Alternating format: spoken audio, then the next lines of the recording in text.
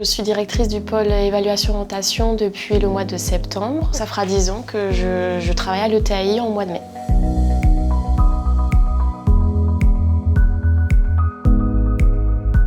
Le pôle évaluation et orientation comprend 4 services.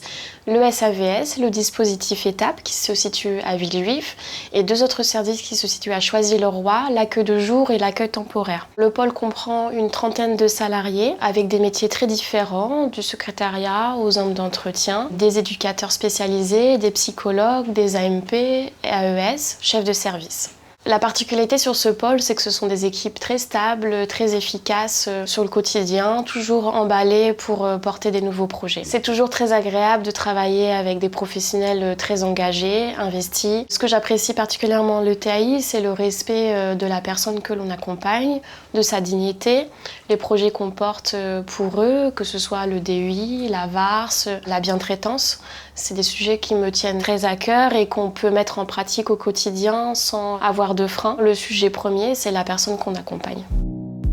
Mon engagement au sein de l'association se caractérise autour de plusieurs choses. Le travail autour de projets transversaux, l'ouverture d'établissements que j'ai pu réaliser. On peut aussi parler de la connaissance que j'ai des résidents au bout de 10 ans. C'est important de connaître leur prénom, leur date de naissance, les petites choses qu'ils aiment au quotidien. Un bonjour, un sourire, ça fait toujours plaisir. Les atouts d'un bon manager dans le médico-social reposent autour de principes très simples pour moi.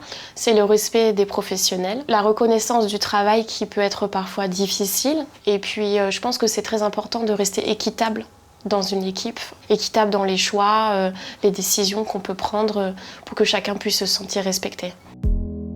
Les principaux objectifs RH pour l'année à venir, c'est de consolider la qualité de vie au travail, de reprendre les réunions thématiques, de continuer le déploiement du logiciel et du planning. Je suis assez positive pour l'année 2025, puisqu'on a déjà plein de projets, des réunions communes sur le pôle, des groupes de travail qui se mettront en place un peu innovants. Et puis le travail sur l'ouverture d'une future plateforme d'évaluation et d'orientation qui devrait tous nous porter sur l'année 2025.